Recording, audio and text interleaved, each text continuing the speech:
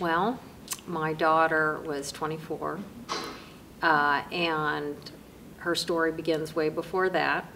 Actually, when she was very small, she was a very energetic, spirited little girl, and that just kind of continued on throughout her life. She was very, very athletic and loved sports, loved outdoors, those kinds of things. And she has another sister, and she has two brothers. And all of my children are very, very different. Her younger sister is an artist. Her brothers were very involved in not necessarily sports, but just other activities. They were in athletics, but they had various book interests, more or less. So that Anne kind of stood apart from the very beginning in terms of interests as in our family. No one in my family that I know of was a firefighter, a police officer, or any kind of public servant. So we're very, very proud of Anne. We come from a family of lawyers, accountants, teachers, doctors, so we were tremendously proud of Anne for actually choosing the fire service, and kind of amazed that it would be my 5'2" daughter of all my children to choose this profession. And it was interesting too, because Anne had a learning disability, and we identified this probably when she was 2-3 years old. She just had really kind of had a difficulty with academics, and we had to work very hard. She had to work very hard in school, and I say we because as her mom, guess who sat with her for hours after school to help with homework and, you know, help reinforce what she was learning in school. And people want to say, you know, gee, you were so good with your daughter to spend all that time working, because people knew. I mean, literally, we had a room in the house. Anne and I would close ourselves in there every day after school while she would do her homework. And there is no credit to go to me. It was that she wanted to do so well. So, you know, as a mom, it's like, well, okay. You know, it makes it easy when you have a kid that's so driven and works so hard to achieve. It made my job easy. So after spending all those years sitting in that room and working together, we just became inseparable. We were stuck together. She was stuck with me, I should say. And so we just did everything together. We went shopping. God, she even liked going to the grocery store with me. She was wonderful. We just kind of did everything together. As a matter of fact, when she graduated from high school, I was a stay-at-home mom, and I had a job as a crossing guard at the school a couple blocks from our house. And when Anne graduated and she was taking classes for EMT and for she took EMT basic, then EMT intermediate, paramedic, and so while she would take those classes, she had extra time, and so she became a crossing guard with me. For 5 years, the two of us stood on the corner together. And, you know, I don't know how she felt about this, but it was wonderful because a lot of moms or parents don't get to spend that kind of time with their kid during those years of, you know, the end of the teens and the 20s. But here my daughter was stuck with me 2 hours a day on the corner, and we had a ball. Matter of fact, people would say, what do you two talk about all that time? I go, what don't we talk about? You know, we just would chat about her life and everything that was going on and friends, and it was a wonderful experience, which of course now I value so much and treasure so much that we had that time together. But then she got into the Houston Fire Academy in April of 2013 after waiting a number of years because Houston wasn't hiring for several years. So Ann had actually graduated from a community college fire academy and then kind of waited for Houston to start hiring again. And in the meantime, she joined 2 community fire departments. And she volunteered over 5,000 hours in those community fire departments, you know, waiting until, you know, she could get a shot at Houston. And that was a great experience for her, and it kind of cemented her desire to go into the fire service. And she did a lot of EMT calls, but she wanted on that engine. That I tried, and I can be a very persuasive person, to try to get her to do, you know, just the EMT side of fire service, but no, she wanted to be on the engine. That was her goal. So when she got accepted into the Houston Fire Academy, she was very, very excited. She went through the fast track program because she was already certified. And she graduated in April of 2013. And it was so funny. They have to go through so many, you know, different jump through hoops, as I like to say, in order to get accepted into the academy. One of which, you know, they do the written test, they do the lie detector test, they, you know, do the PAT test, and, you know, in Houston you have to run 1.5 miles, and I forget, in 12 or 13 minutes or something. And she actually, Ann had been a runner for years. She ran cross country in high school. Matter of fact, she was a cross country runner of the year several years, and then she was athlete of the year in high school as well, her senior year in high school. So she's already been a runner, and she actually helped prepare a lot of the guys who were also going through the academy at the same time with running. But anyway, she was in a group of 30 guys to run the PAT test, and she came home that day from the PAT test, and she came in the kitchen and took a big breath, and she said, "I only finished 3rd in my heat." And I said, well, that's only bad if there were only 3 of you running. I said, how many of you were in the heat? She said, about 30. And I said, well, 3 is good. And she said, well, I was in first place except 2 guys passed me up right at the very end. And I was like, Ann, those are 2 guys that didn't want to go home and said they got beat by a girl. So she's very competitive. And she never, as a girl, and she's 5'2", 125 pounds, she never thought of herself really as a girl, and she never wanted to be treated just like, you know, like a girl. And she knew the expectation was for her to be able to do, you know, what any other firefighter would do. So with that, she made it through the academy. She actually liked the academy, and I think had Ann lived after doing fire service for about 10 years, I think she would have been interested in training. She loved that. She liked to motivate. She liked the regimen of it, and I think that would have been where her career would have taken her, because she actually enjoyed it. She enjoyed it so much that on Parent Day, I went to Parent Day along with a couple of her boyfriend, her best friend, and my kids.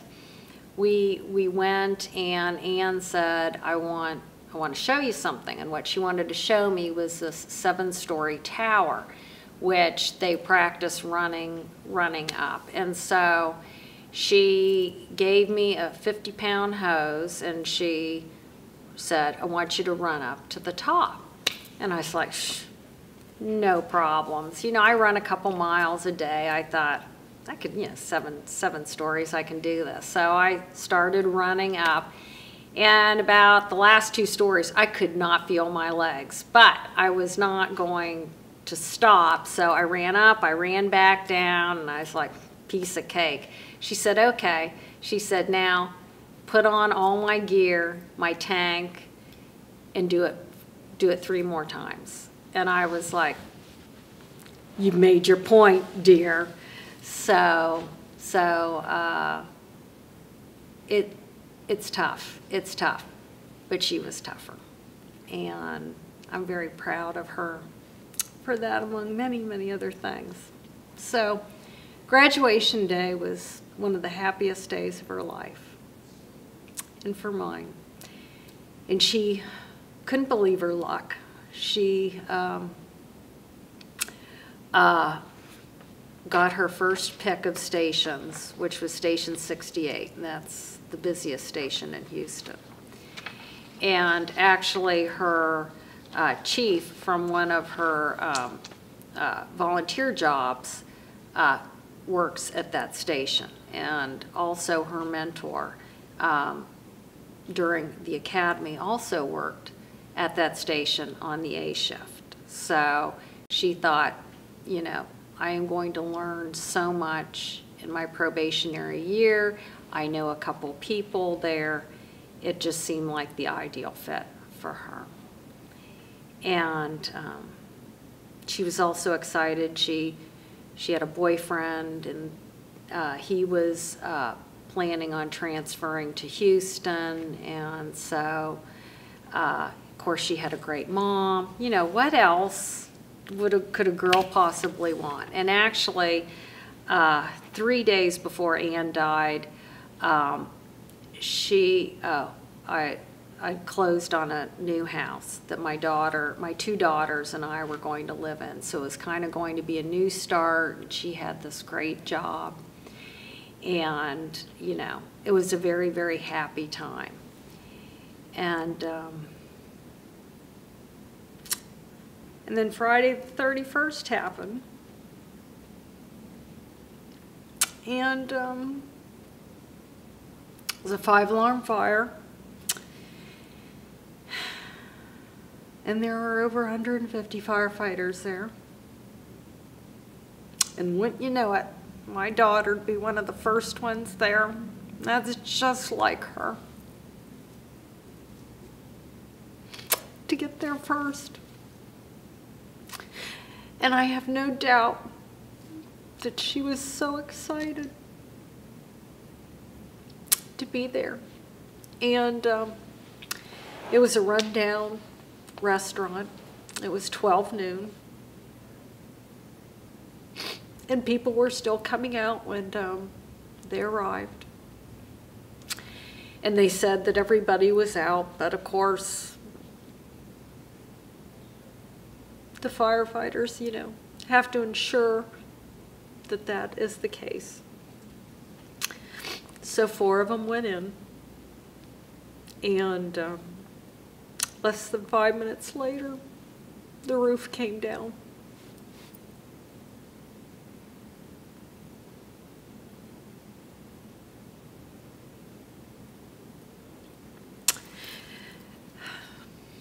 And my life, and everybody that loved Ann, and I think even people that don't know Ann, their lives have changed.